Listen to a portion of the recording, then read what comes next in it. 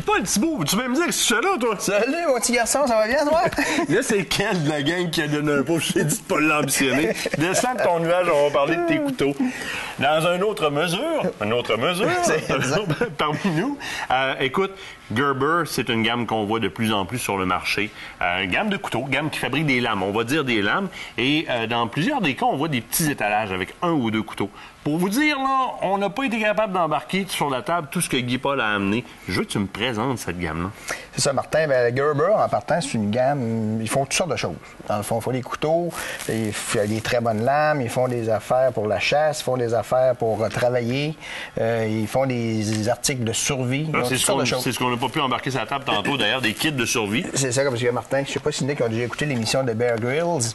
On le voit ici. Ça, c'est une gamme, lui, qu'ils ont élaborée pour lui, qui fait beaucoup de survie.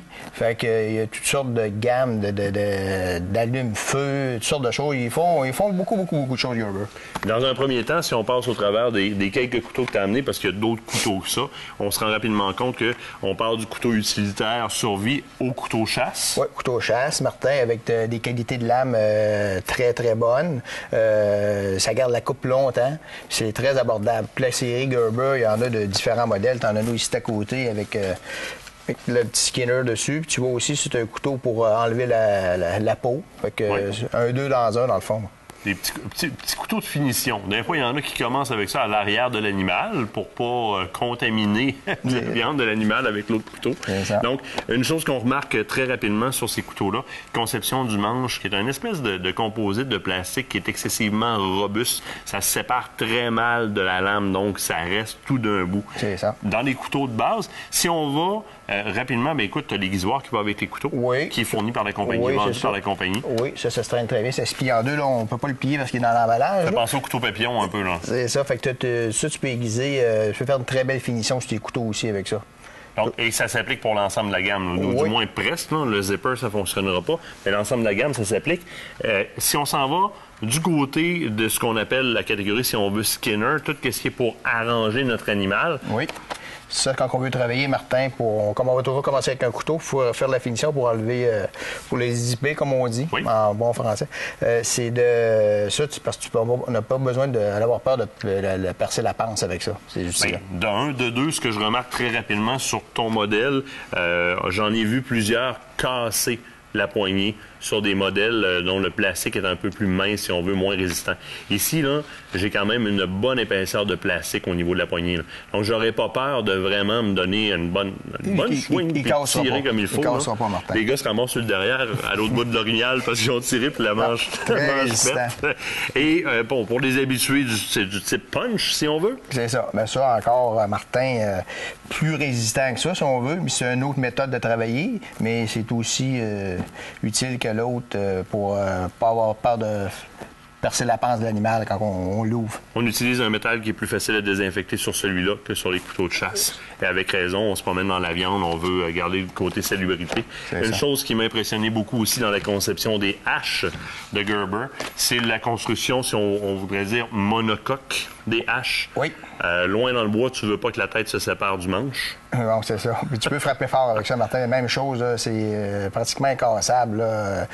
C'est fait très robuste, c'est fait pour travailler, puis on n'a pas besoin d'avoir peur de béguiser ça, ça ne béguisera pas. Et ce sont des lames qui s'affûtent quand même assez bien, mais qui se gâtent surtout très mal. Donc, c'est dur de gâter ce type de métal-là, c'est-à-dire de faire des bonnes coches dedans. Donc, ça va nous rester pendant un bon bout de temps, même faire des tranchées sur le tour deux grosseurs, Martin. Tu as la plus petite aussi ici.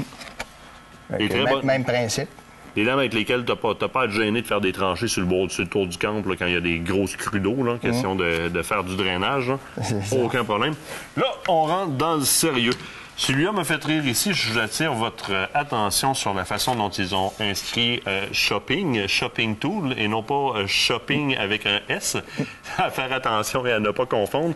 La série des machettes, il y en a quelques-unes. Ça, tu vois, Martin, celle-là, tu vois le poids qu'elle avait? Oui. Fait que ça, c'est le même principe. Plus qu'elle va être pesante, moins qu'on a besoin de frapper fort. Donc, on peut faire beaucoup de travail avec ça. C'est pratique, ça. Je sais pas si tu en as déjà servi d'une machette comme ça. Oui, moi, j'attends la mienne. J'attends la mienne parce que, justement, à quelques reprises, j'aurais eu besoin d'en avoir une pour faire du nettoyage. Puis c'est ça. Oui, définitivement. L'autre modèle ici, vois-tu, Martin, plus grande un petit peu. Peut-être un petit peu moins pesante, si tu as remarqué celle-là. Oui, vraiment. Mais avec sa longueur, donc, on va être capable de frapper quand même. On coupe des bonnes branches avec ça, pareil. Bien, parlant de couper de branches, il n'y a pas juste le côté lame dessus, il y a un côté aussi scie à l'arrière qui est très intéressant. Et c'est pas juste des dents, là. C'est vraiment des dents alternatives, donc en alternance. C'est vraiment une scie, là. C'est ça. Oui, quand on n'est pas capable de. Quand les branches sont trop grosses, on prend le côté de la scie. Avec ça, on est capable de finir le travail. J'attire l'attention rapidement sur l'autre côté.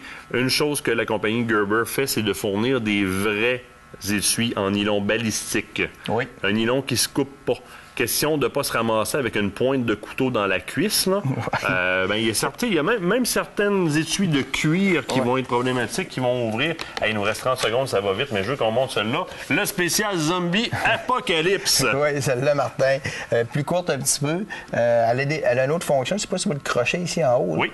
Fait que ça, c'est quand on a des branches plus hautes. On veut juste à descendre, donner un coup comme ça. C'est pas de monter, hein, peut se retomber. C'est ça. Fait qu'on donne un petit coup sec qu'on monte. Celle-là ici, je voulais qu'on en parle une petite seconde, un petit peu, Martin. La scie à viande et scie à bois aussi. Très pratique. On peut faire des côtes avec ça facilement. C'est ça. Fait que, beau produit, ça aussi. Encore plus en magasin qui passe du côté des amants de la nature. Oui. Je te remercie. Je te garde avec moi. On va continuer à regarder ça.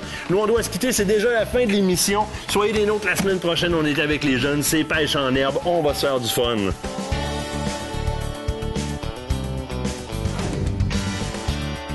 Je ramène un petit peu. Je donne un petit coup comme ça. Tu l'as. Ramène. Ramène, tu l'as. Ramène ça.